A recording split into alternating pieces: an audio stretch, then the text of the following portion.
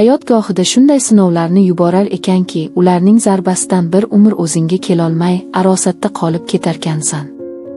O'sha kuni men uchun dunyo ostin-ustun bo'lib ketdi.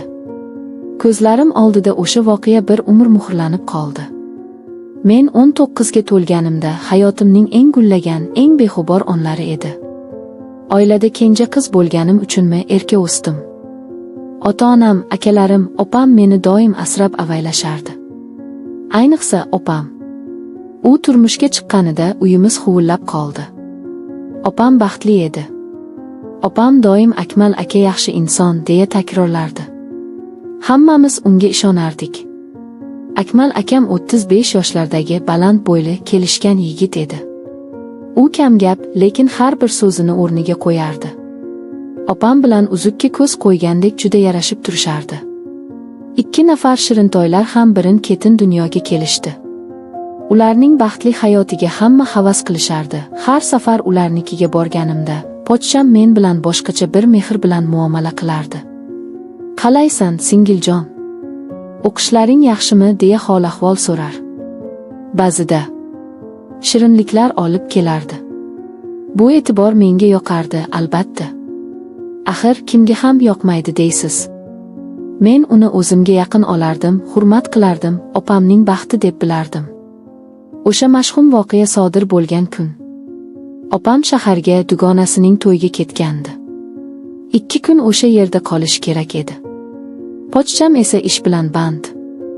Opam bolalarga qarab turishimni iltimos qildi. Men jon deb rozi bo'ldim. Jiyanlarimni juda yaxshi ko'rardim. Ular bilan o'ynab vaqt qanday o'tganini ham sezmay qolardim. Kech tushdi. Jiyanlarimni ovqatlantirib uxlatdim. Uyda sukunat hukmron. Tashqarida esa yomg'ir yog'ardi. Derazadan tashqariga boqib xayollarga berildim. Talabalik orzulari, kelajakdagi rejalar. Soat 10larga yaqin pochcham ishdan keldi. Kayfiyati yo'q ko'rindi. "Charchadingizmi?" deya so'radim. U bosh irg'ab, "Ha, bugun ish ko'p bo'ldi", dedi-yu oshxonaga o'tib ketdi. Men unga ovqat suzib berdim.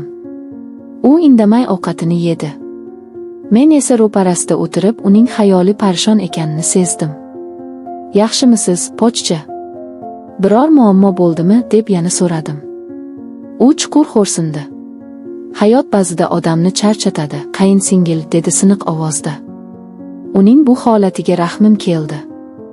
Ovqatlanib bo'lgach, u mehmonxonaga o'tib televizorni yoqdi. Men idishlarni yig'ishtirib oshxonada ovora bo'ldim. Ishimni tugatib o'z xonamga kirmoqchi bo'lganimda, pochcham meni chaqirdi.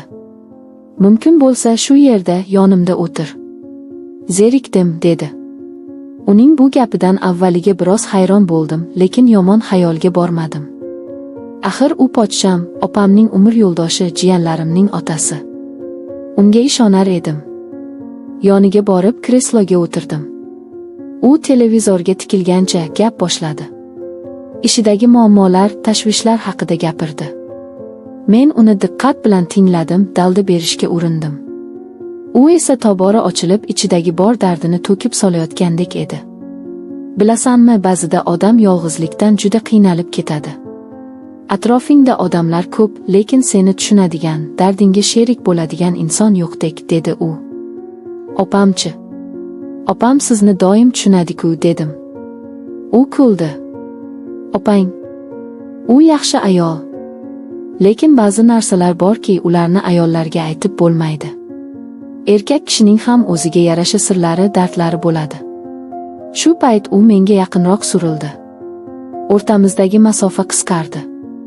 Men o'zimni noqulay his qila boshladim. "Sen aqlli qizsan. Hammasini tushunasan.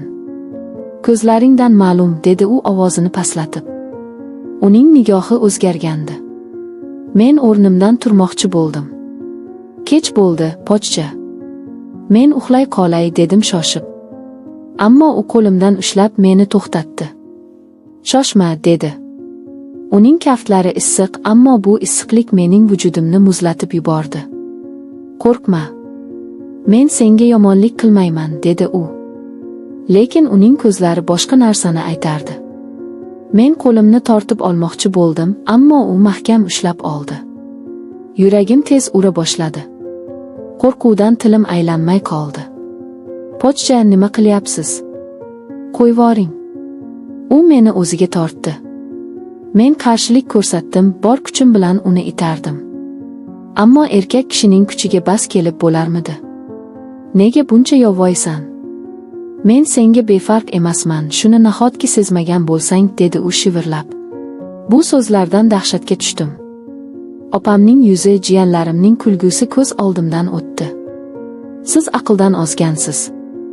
Men opamga hammasini aytib beraman, deb baqirdim. Uning yuzi o'zgardi. Agar og'zingdan gullasang, o'zingdan ko'r. Hech kim senga ishonmaydi.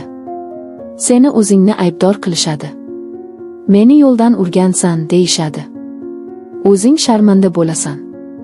Uning bu tahdidi meni butunlay sindirdi. Haqiqatan ham kim menga ishonardi? Hamma uni namunali oila boshlig'i, yaxshi inson deb biladi. Meni esa u fursatdan foydalanib meni yanada qattiqroq quchoqladi. Men qichqirib yubordim. Bor ovozim bilan baqirdim. U qo'li bilan og'zimni yopdi. Jim bo'l. Bolalar uyg'onib ketadi. Ko'z yoshlarim yuzimni yuvardi. Men tipirchilardim, lekin kuchim qolmagandi. U meni divanga bosdi. Qancha vaqt kurashganimni bilmayman. Lekin bir payt tashqaridan mashinaning ovozi eshitildi. Keyin eshik qo'ng'irog'i chalindi. Pochcham sakrab turdi. Yuzida qo'rquv va tashvish aks etardi. U shoshib eshik tomon yurdi. Men esa yirtilgan kiyimlarim bilan, sochlarim to'zg'igan holda divanda o'tirardim. Eshik ochildi. Ostonada opam turardi. "Voy, sizlar hali uxlamadinglarmi?" dedi u hayron bo'lib. Keyin mening ahvolimni ko'rib yuzi o'zgarib ketdi. "Senga nima bo'ldi? Nega bu ahvoldasan?" Men hech narsa deya olmadim. Faqatgina yig'lardim. Pochcham esa o'zini darrov qo'lga oldi. "Ha, boya svet o'chib qoldi. Sham yoqaman" deb qo'rqib ketdi. "Yiqilib tushdi", dedi u. Opam menga qaradi. Uning ko'zlarida shubha bor edi. "Rostdanmi?" Men bosh irg'adim. Nima ham derdim? Haqiqatni aytsam, opamning oilasi buzilardi. U baxtsiz bo'lardi. Jiyanlarim tirik yetim bo'lishardi. Men esa sharmanda bo'lardim. O'sha tun men uchun do'zax azobida o'tdi. Ko'zimni yumsam, pochchamning vahshiy nigohi, jirkanch so'zlari yodimga tushardi. Ertalabgacha mijja qoqmadim. Ertasi kuni uyga qaytdim. Onam mening rangim o'chganini, so'lib qolganimni darrov sezdi. "Nima bo'ldi, qizim? Tobing yo'qmi?" deb so'radi. Men shunchaki charchadim deb yolg'on gapirdim.